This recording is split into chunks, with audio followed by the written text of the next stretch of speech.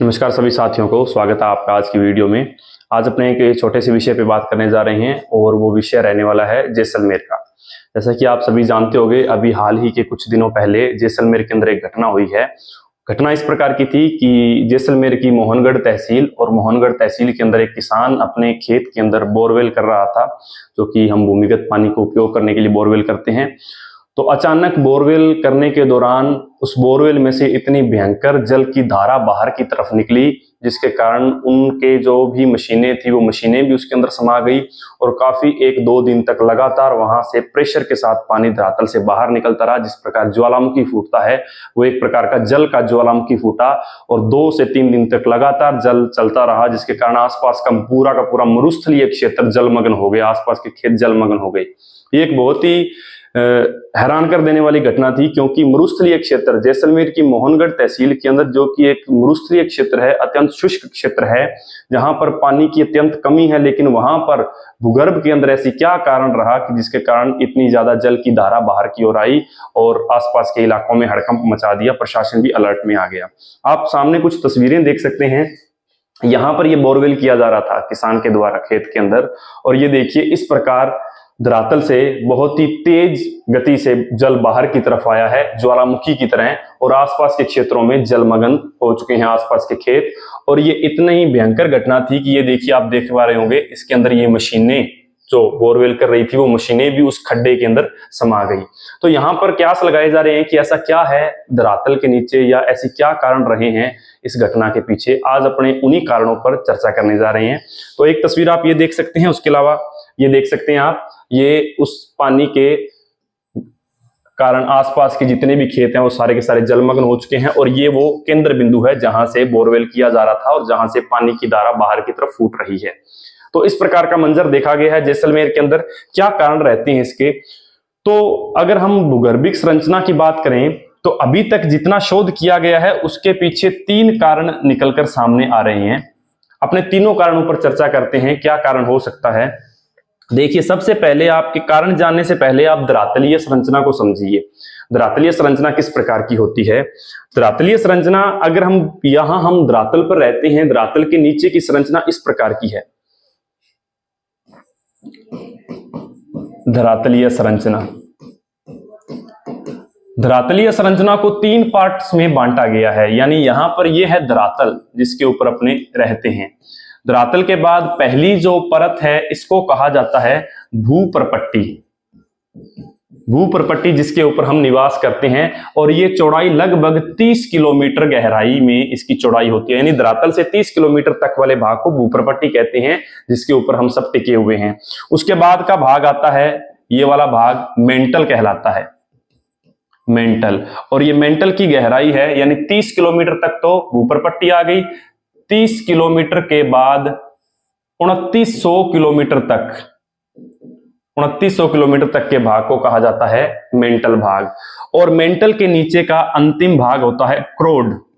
और ये क्रोड होता है क्योंकि 2900 किलोमीटर तक तो मेंटल आ गया, इसके बाद क्रोड, यानी जहां पर अत्यधिक तापमान होने के कारण सभी चीजें द्रव अवस्था में पाई जाती हैं, लिक्विड अवस्था में पाई जाती हैं, जिसको अपने लावा कहती हैं।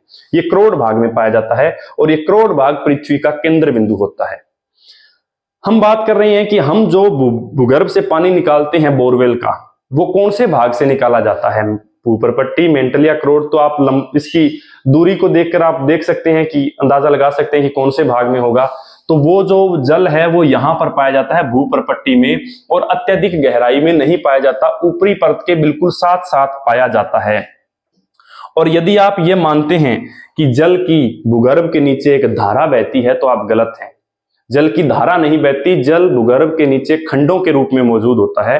खंडों के रूप में किस प्रकार? जैसे कि ये देखिए, ये है धरातल, जिसके ऊपर हम निवास करते हैं। ये हमारा निवास स्थान है या हमारे निर्माण कार्य हैं। ये धरातल की ऊपरी परत है, इसके नीचे ये है भूप्रपट्टी वाला भाग। ये वाला भाग है, देखिए इस वाले भाग की बात कर रहे हैं अपने, भूप्रपट्टी वाला भाग। और जो पानी होता है वो लगभग इस एरिया के अंदर पाया जाता है, बिल्कुल साथ साथ वाले भाग में। किस रूप में पाया जाता है? तो वो देखिए, ऐसा नहीं है कि पूरे के पूरे भाग में पानी आप एक धारा की तरह आप पानी को देख सकते हैं या फिर निकाल सकते हैं, जहां मर्जी से निकाल सकते हैं। इस प्रकार खंडों के रूप में मौजूद होता है। कई स्थानों पर अत्यधिक ऊंचाई पर पानी मिल जाता है और कई स्थान होते हैं वहां पर गहराई के अंदर पानी मिलता है। इस प्रकार खंडों में पानी विभाजित होता है, जैसे कुछ पानी का हिस्सा यहाँ पर है, कुछ पानी का हिस्सा यहाँ है, कुछ यहाँ है, कुछ यहाँ है। ये पानी की भूगर्भिक पानी की मात्रा होती है। ये डिपेंड करता है उस क्षेत्र पर डिपेंड करता है। ये परिस्थितियां अलग अलग क्षेत्रों में अलग अलग होती हैं। कई क्षेत्रों में ये जल स्तर ऊपर मिल जाता है, कई क्षेत्रों में बहुत ही गहराई में मिलता है। इसका रीजन रहता है कि उस क्षेत्र में डिपेंड करता है कि वो क्षेत्र भूगर्भिक जल का कितना इस्तेमाल कर रहा है या वहां पर पुनर्भरण का काम कितना हो रहा है, यानी वर्षा जल को कितना भूमि के अंदर डाला जा रहा है, इस बात पर डिपेंड करता है। एग्जाम्पल के तौर पर जहां से पुनर्भरण का काम नहीं हो रहा जिस क्षेत्र में, यानी कि वापस से वर्षा जल को भूगर्भ में नहीं डाला जा और लगातार बोरवेल करके पानी को निकाला ही निकाला जा रहा है, तो वहां पर जल स्तर नीचा चला जाएगा। और जहां पर भूगर्भिक पानी को निकाला कम जा रहा है और पुनर्भरण ज्यादा किया जा रहा है, वहां पर जल स्तर आपको ऊंचा देखने को मिल जाएगा। अब हम जो बोरवेल करते हैं वो बोरवेल किस प्रकार करते हैं, अपने इस प्रकार एक पाइप डालते हैं। मान लीजिए यहां पर धरातल में यहां पर अपने को बोरवेल करना है, तो एक पाइप डाली जाती है और वो पाइप एक अंदाजा ही होता है कि यहां पर जल मिल जाएगा। वो पाइप यदि इस जल वाले भाग की सीध में आ गई तो यहां से आपको जल प्राप्त हो जाएगा। कई बार क्या होता है, ऊंचाई पर ही जल मिल जाता है, ज्यादा गहराई में नहीं जाना पड़ता। कई बार जैसे कि मान लीजिए ये क्षेत्र है, अब यहाँ पर परतें हैं, ये परतें कठोर परतें हैं और यहाँ पर जल है, तो यहाँ पर बोरवेल करेंगे तो पाइप डालेंगे तो पाइप बहुत गहराई में डालनी पड़ेगी, जिसको कहा जाता है पानी बहुत गहराई में मिला।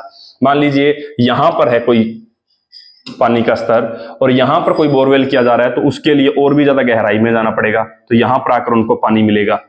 तो इस प्रकार अलग अलग स्थानों पर पानी का लेवल अलग अलग पाया जाता है और वो इस प्रकार की संरचना होती है। अब यहां पर अपने बात करते हैं जैसलमेर में जो घटना हुई है उसके पीछे कारणों की। तो यहां पर साथियों 2-3 कारण देखने को मिलते हैं। तो यहां पर 3 कारण जो अभी तक सामने आए हैं उसमें से देखिए पहला कारण है सरस्वती नदी।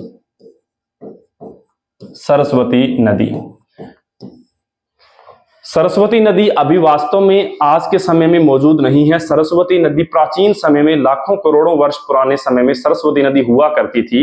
इस सरस्वती नदी की चर्चा ऋग्वेद में भी की गई है कि ऋग्वेद में सरस्वती नदी के होने के प्रमाण बताए गए हैं।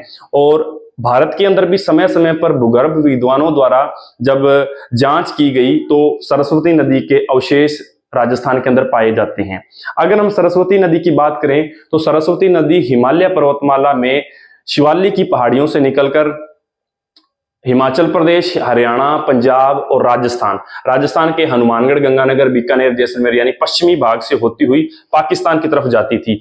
ये प्राचीन समय की लाखों करोड़ों वर्ष पुरानी समय पे ये नदी बहती थी भारत में और उस समय भारत की सबसे बड़ी और पवित्र नदी मानी जाती थी।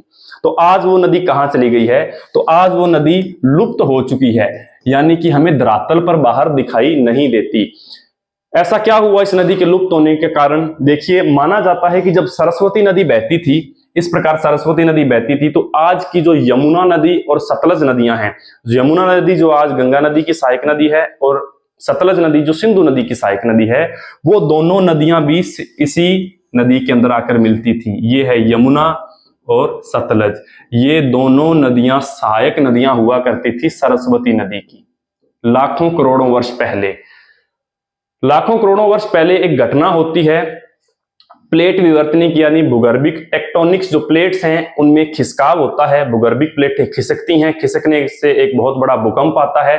भूकंप आने से जब टेक्टोनिक्स प्लेट खिसकती हैं तो उनके खिसकने से इन यमुना नदी और सतलज नदियों का अपवाह क्षेत्र भी बदल जाता है।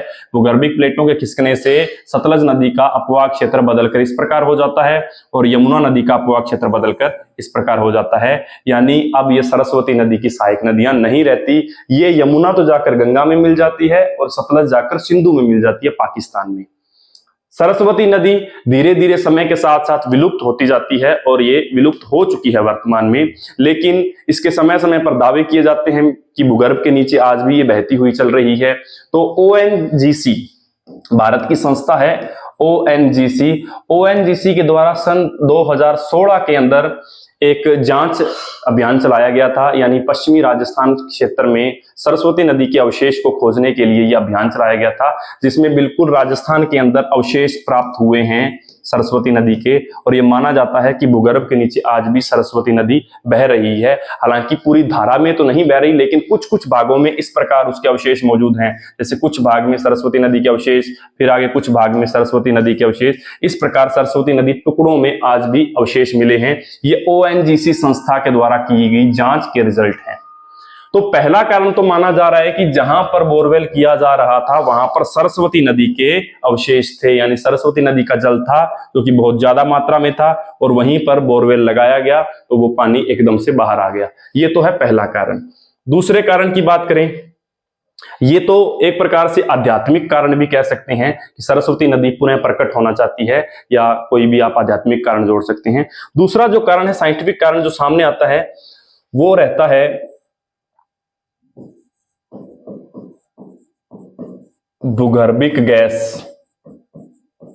तो बात कर लेते हैं अपने दूसरे कारण की। दूसरा कारण जो रहता है वो देखिए भूगर्भिक गैस का रहता है। भूगर्भिक गैस कैसे? तो जैसा कि अभी आपको बताया, धरातल की 3 अवस्थाएं हैं। ये पाई जाती है भूपर्पट्टी, उसके बाद होता है मेंटल भाग, और उसके बाद होता है क्रोड, जो कि सबसे दक्षिण में होता है, जहां पर लावा होता है, यानी लिक्विड अवस्था में सारी चीजें पाई जाती हैं अत्यधिक तापमान के कारण। तो इस जैसे जैसे हम भूमि की गहराई में जाते हैं, तापमान बढ़ता जाता है, साथ में गैस का दबाव भी बढ़ता जाता है। मान लीजिए यहां पर भूमि के अंदर दरार आ गई, किसी कारणवश यहां पर दरार आ गई, और वो दरार के माध्यम से गैस ऊपर की तरफ आने लग गई। लेकिन ऊपर जो चट्टाने हैं वो चट्टाने कठोर चट्टाने हैं। ये चट्टानें कठोर चट्टानें हैं जो इस गैस को बाहर नहीं आने दे रही। अगर ये बाहर आ जाती है तो वो तो ज्वालामुखी की क्रिया हो जाएगी। अब ये गैस बाहर आने को आतुर है। उसी समय यदि बोरवेल किया गया, मान लीजिए उसी क्षेत्र में बोरवेल किया गया जहां पर वो गैस बन रही थी, मान लीजिए इस क्षेत्र में बोरवेल किया गया, तो बोरवेल ने उस स्थान पर गैस को बाहर आने के लिए जगह दे दी। तो यहां पर जो मौजूद भूगर्भिक गैस है वो बहुत ही तीव्र गति से बाहर निकलेगी, और बाहर निकलेगी तो रास्ते में उसके जो भी जलीय भाग आएगा, जो कि आपको पहले बताया है। देखिए इस प्रकार ये जो जल पाया जा रहा है, मान लीजिए यहां तक वो गैस आ चुकी है, और ऊपर कठोर परतें होने के कारण बाहर नहीं आ पा रही, और अपनों ने यहां पर बोरवेल लगा लिया इस भाग के अंदर, तो यहां पर इस गैस को बाहर आने के लिए जगह मिल गई। तो वो गैस बहुत ही तेज गति से बाहर निकलेगी, तो साथ में ये जो जल है इस जल को भी अपने साथ लेकर बाहर आएगी। तो उस कारण से बाहर एकदम इस प्रकार ज्वालामुखी की तरह, फुहारों की तरह पानी बाहर निकलेगा गैस के कारण। दूसरा कारण माना जा रहा है भूगर्भिक गैस। यहां पर बिल्कुल गैस पाई गई है, और ओएनजीसी संस्था है जो भारत की, उसने जांच भी की है उस गैस की कि वो जहरीली है या नहीं। तो बिल्कुल वो जहरीली नहीं है, ताकि आसपास के क्षेत्र के लोगों को नुकसान ना हो उसके, तो उसकी जांच करके बता दिया गया है कि वो जहरीली नहीं है। उसके बाद दूसरा कारण है भूगर्भिक गैस। तीसरे कारण की बात कर लेते हैं। तीसरा कारण रहता है इसमें आंतरिक संरचना, भूगर्भ की आंतरिक संरचना। आंतरिक संरचना किस प्रकार कि हम जैसे जैसे भूगर्भ के अंदर जाते हैं चट्टानें कठोर होती जाती हैं। देखिए जैसे कि मान लीजिए अपने ये मान लेते हैं कि इस भाग के अंदर वो बोरवेल किया गया है, यानी ये जो जल है इस जल में से वो बोरवेल किया गया है। तो यहां पर कई बार क्या होता है, इस जल के जस्ट ऊपर इस प्रकार कठोर चट्टानें मौजूद होती हैं, बहुत ही कठोर चट्टानें, जो कठोर चट्टानें इस पानी को बाहर नहीं आने देती। तो कठोर चट्टानों के होने के कारण ये पानी नीचे दबा हुआ है बहुत ज्यादा मात्रा में। अगर ये चट्टान यहां से हटती है या टूटती है तो ये पानी एकदम से बाहर निकलेगा। तो ये कठोर चट्टान के नीचे दबा हुआ है पानी, तो अपने यहां पर बोरवेल लगा लिया इस प्रकार, और वो बोरवेल के द्वारा अपनों ने इस चट्टान को तोड़ दिया। तो तोड़ते ही जो नीचे बहुत ज्यादा पानी भरा हुआ था इस चट्टान के, वो एकदम से जब ये चट्टान को तोड़ा गया तो वो इस पाइप के माध्यम से बहुत ही तेज गति से बाहर इस प्रकार निकलेगा फुहारों के रूप में, जिसको ज्वालामुखी की तरह निकलेगा। तो तीसरा कारण ये हो सकता है। तो अभी तक की जो स्टडी की गई है उसके अनुसार ये 3 कारण सबसे स्ट्रांग माने जा रहे हैं जैसलमेर में होने वाली घटना के। पहला कारण साथियों सरस्वती नदी को माना जा रहा है, दूसरा कारण भूगर्भ में बनने वाली गैस को माना जा रहा है, और तीसरा कारण माना जा रहा है जहां पर भूगर्भ में जल था उसके ऊपर कोई ठोस चट्टान थी चट्टान के टूटने पर वो पानी एकदम से बाहर निकला। आप इसमें अपनी राय दे सकते हैं, कमेंट बॉक्स में बता सकते हैं कि आपको क्या लगता है इस मामले में। मिलते हैं नेक्स्ट वीडियो में, तब तक के लिए नमस्कार, धन्यवाद।